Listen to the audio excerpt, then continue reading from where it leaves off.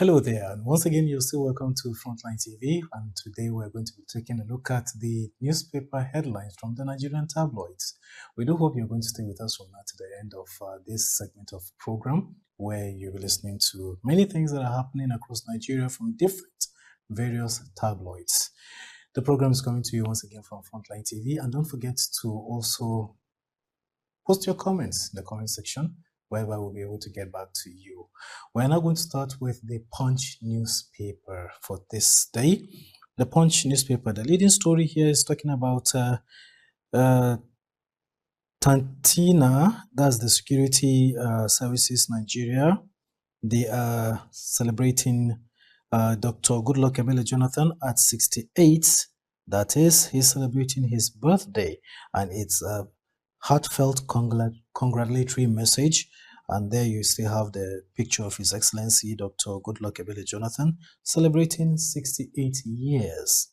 And also from the topmost part of the Punch newspaper, you'll be seeing that Kwara Kebbi abductions, the federal government blames US as kidnap outrage spreads. Those are the leading stories coming to you from the Punch newspaper. We'll now move over to the Daily Trust, the newspaper you can trust. The leading story from the Daily Trust newspaper, bandits abduct 30 in Kwara church attack, and also Kebbi releases names of kidnapped schoolgirls. I lost 30 shops in Gombe market. Inferno talks, this one's coming from a trader, and PDP crisis, police barricade secretariat, and also ISWAP, that is, ISWAP leader backs 20 years jail term.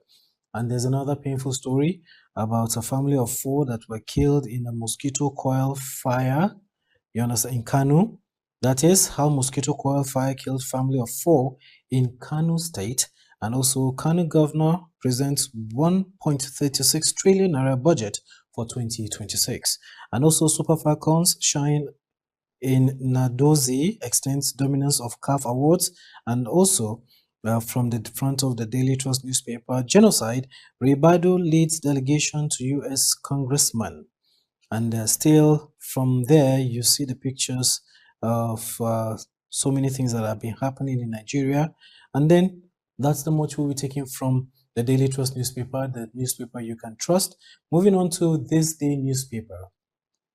This Day newspaper, the leading story is saying federal government places nation security on red alert. And also the topmost part of This Day newspaper is saying at NISO stakeholders meeting, federal government vows estimated billing to end in 3 years. Federal government vows to, that's the vows estimated billing is going to end in 3 years.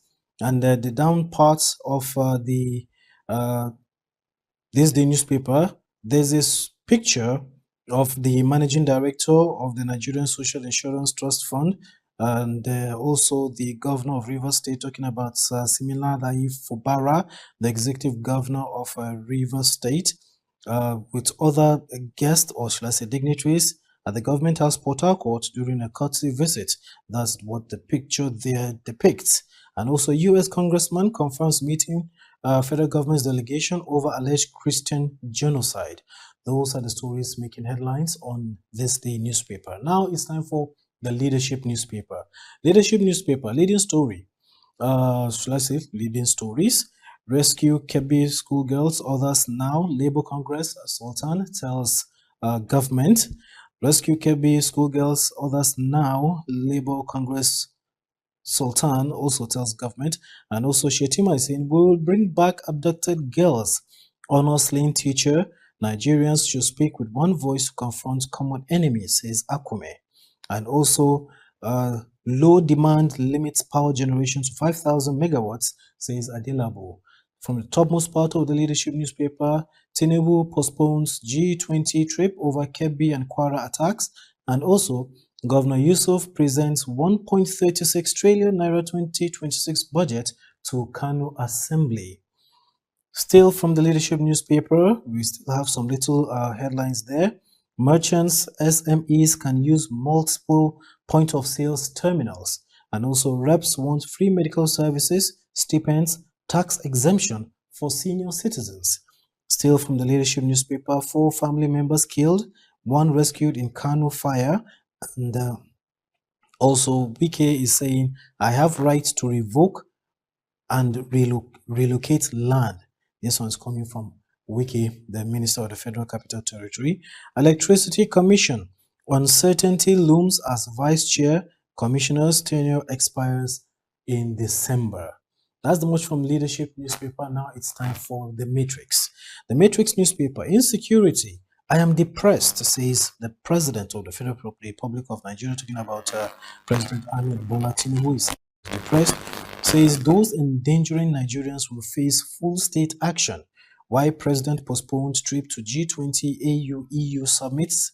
This one is coming from the presidency. And also, Tinubu orders military and police to deploy more men to Kwara. That's the leading story from the front of the Matrix newspaper. The topmost part says federal government to provide policy support incentive for automotive sector. And also, NJI debunks claim judges sang pro-Tinubu song at 2025 Congress. That is, NJI debunks claim that judges sang pro-Tinubu song at 2025 conference. Trials of Ansaru commanders stalled as defense seeks more time.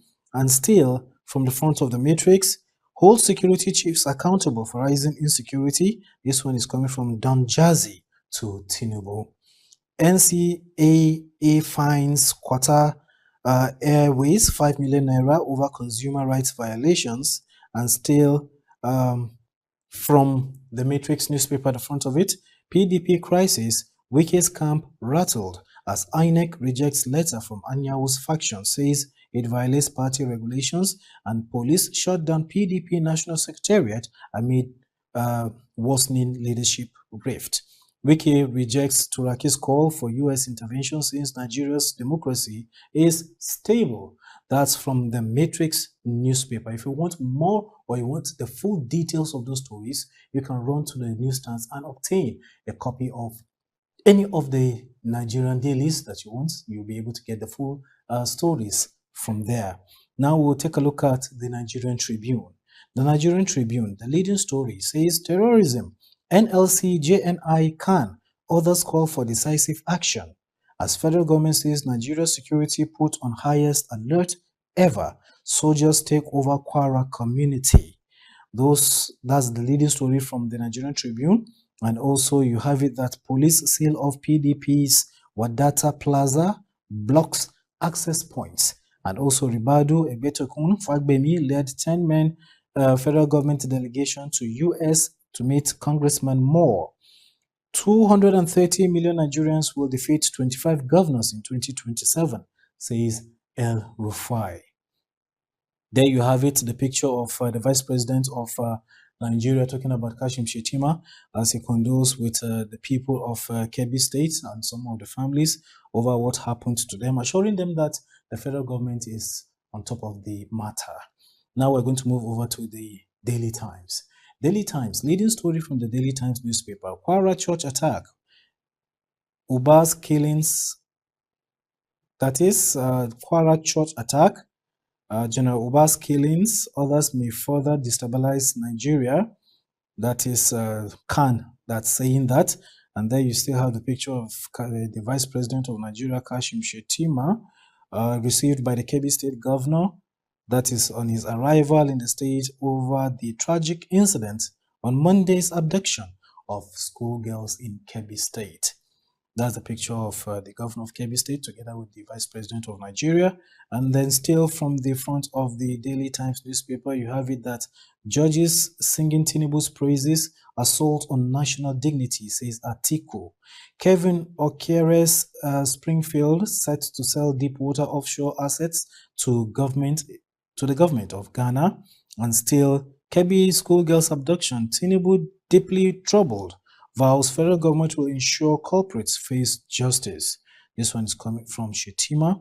And also, the last leading story, manufacturers warn of 3 trillion naira loss over planned sachet drinks ban.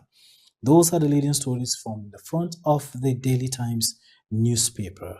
Now, the last newspaper that we're going to take a look at the headlines is The Nation. The Nation newspaper: attacks. Tinubu puts troops on highest ever red alert. U.S.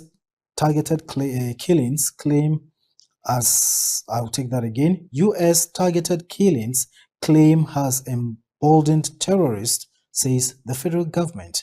And also from the front of The Nation newspaper, ISWAP leader jailed to 20 years over terror attacks, and also capital gains tax to make market more competitive, investor friendly, all at the same time. And also from the front of The Nation newspaper, you'll see that capital market turnover hits 10 trillion naira.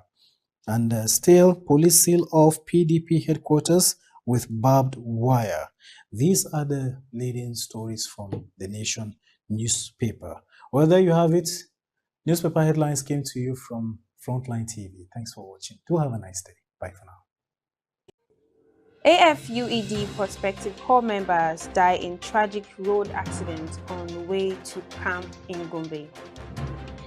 Tragedy struck yesterday as several prospective NYSC corps members from the Adeyemi Federal University of Education (AFUED) Ondo State lost their lives in a fatal accident while traveling to the NYSC camp in Gombe State. The occurrence accident when the 18-seater bus conveying the students crashed, claiming the lives of the driver and many of the young graduates who were on their way to serve their fatherland.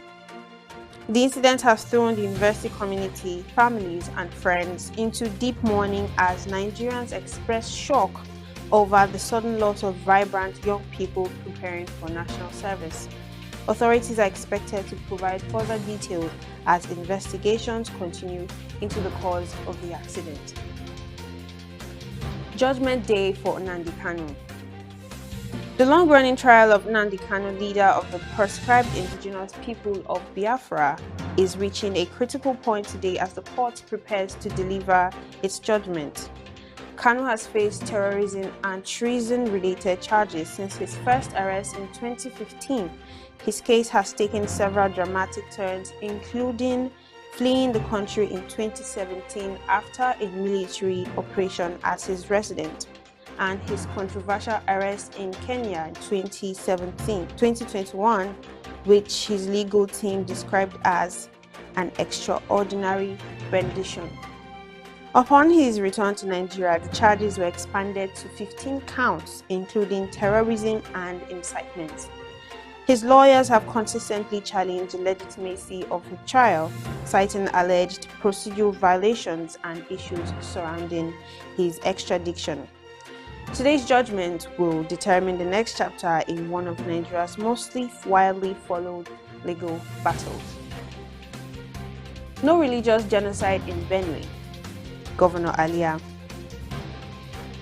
Benue State Governor Hyacinth Alia says there is no religious, ethnic, or racial genocide in Benue State happening currently, contrary to claims made by some U.S. officials pushing for Nigeria's designation as a country of particular concern. Speaking at a forum on the rights of internally displaced persons, the governor acknowledged security challenges in Benue State, but insisted they do not amount to genocide. He also emphasized that there is no jihad taking place anywhere in Nigeria despite the activities of Boko Haram and ISWAP, whose extremist agendas aim to impose distorted forms of Islamic rule. His remarks come as Nigeria faces global scrutiny over allegations of systematic attacks on Christians, claims that the government and several respected voices have repeatedly denied.